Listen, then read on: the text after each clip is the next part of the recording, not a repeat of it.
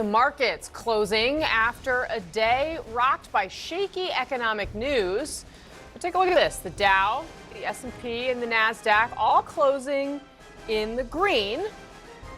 That comes after news that job growth over the year ending in March has been much weaker than we thought.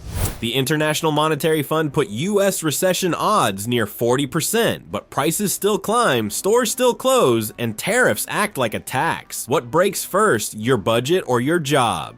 If you felt that question in your chest, you are not alone. A recession is not a headline first. It is a feeling. It is the moment you stare at a receipt and think, how did this get so high? It is the moment your boss says, we need to talk, and your stomach drops. It is the moment the pharmacy says your refill costs more again. Most people feel it at checkout, so let's slow down and get clear. When you hear 40% chance, do you picture a stock crash? Or do you picture something closer to home, a neighbor losing work, a store shutting down, and a quiet scramble to cut spending? Comment one word, budget or job, which feels more fragile right now. Here is why this warning matters. Big institutions can be late, but they are rarely casual. When the IMF talks about recession risk rising, it usually points to the same three pressure points: prices that stay stubborn, debt that costs more to carry, and an economy that depends on people spending even when they feel squeezed. Now add a fourth pressure point that the charts do not show well: the retail landscape. If you have driven past an empty strip mall lately, you have seen it. Store closing.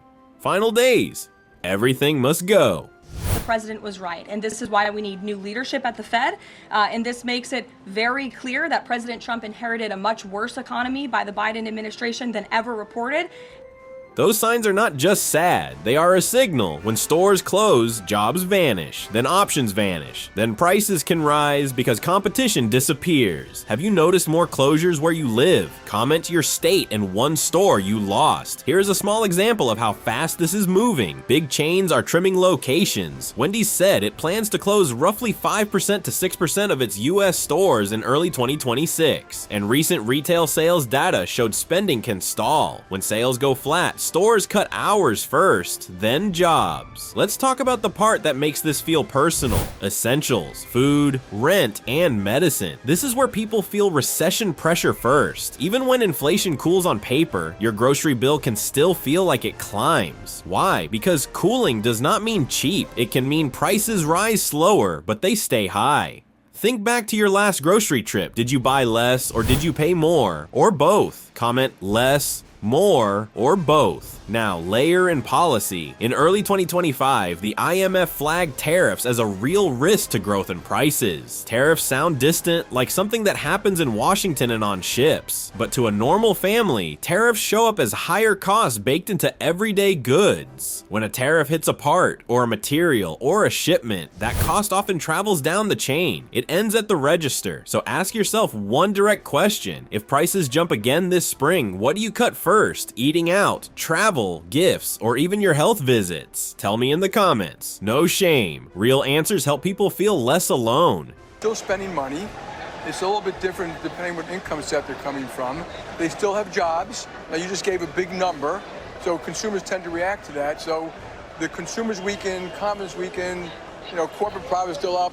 And there's a lot of different factors in the economy right now. It's hard to figure out what. Now look at the other side of the squeeze.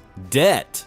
The government's debt bill keeps getting heavier. When rates are higher than they were for years, servicing debt costs more. That limits room for new help, new programs, and new fixes. It also makes investors watch the economy with more fear because the margin for error shrinks. But here's the twist. The national debt story feels huge, yet the daily debt story is even more brutal. Credit cards, auto loans, buy now, pay later. People use these tools to survive gaps. When lenders tighten, those gaps turn into cliffs. Have you seen your credit limit drop or your rate jump? Comment yes or no. Now we need to talk about jobs, because this is where recession becomes real. In the last year, many companies said the quiet part out loud. They want leaner teams. They want efficiency. They want more output with fewer people. In plain English, they want to cut payroll. This is why that IMF warning matters to mid-aged workers. When businesses sense demand may slow, they protect profits early. They freeze hiring. brink. They cut contractors, then they cut staff. And once that starts, fear spreads fast. What would hurt more for you, a 10% pay cut or a layoff? Comment pay cut or layoff. Now tie jobs to retail closures. When a big store shuts down, it can punch a hole in a town. You lose jobs inside the building. You lose foot traffic for nearby shops. You lose a place where seniors could buy basics in one trip. You lose pharmacy access if that store had one. Then transport becomes a problem because not everyone can drive far. Picture this in your own life. What if the closest low-cost store closes? Not in 5 years. Next month, where do you go? How far is the next option? How much extra gas does that take? How much time does it steal? If that happened to you, would you be okay or would it be a crisis? Comment okay or crisis. Job numbers last week were corrupt.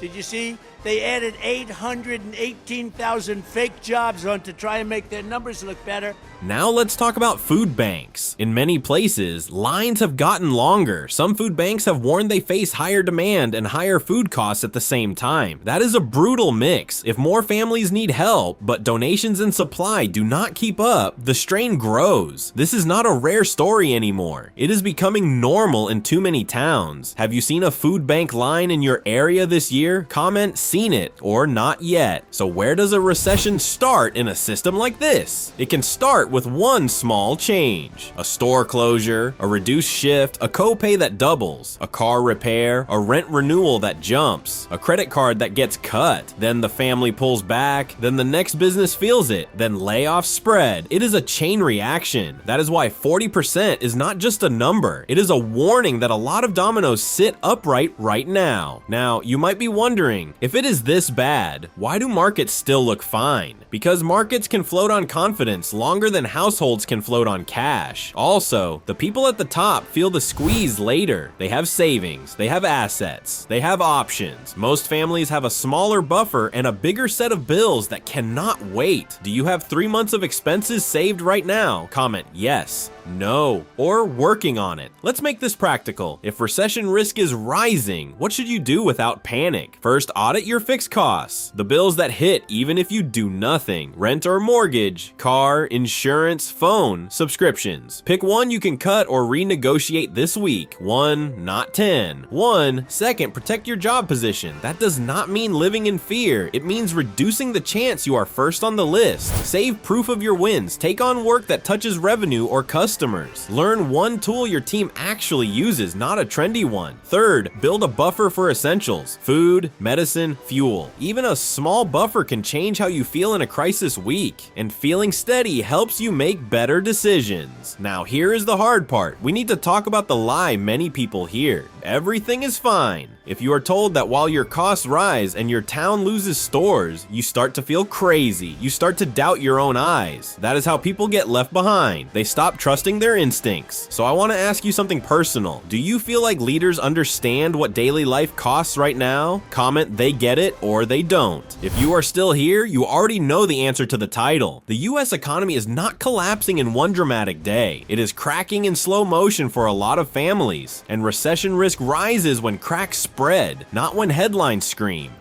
Here is the next question. What is your plan if the next 90 days get tighter? Not a perfect plan, a simple one. One expense you cut, one way you add income, one person you call if you need help. Write one piece of your plan in the comments. You might help someone else build theirs. And if you want more straight talk about prices, store closures, food stress, and the policy moves that hit your wallet first, hit like, share this with someone who keeps saying it'll be fine, and subscribe. This channel is for people tired of being told everything is fine while their receipts say otherwise. And who would rather get the warning while there is still time to act?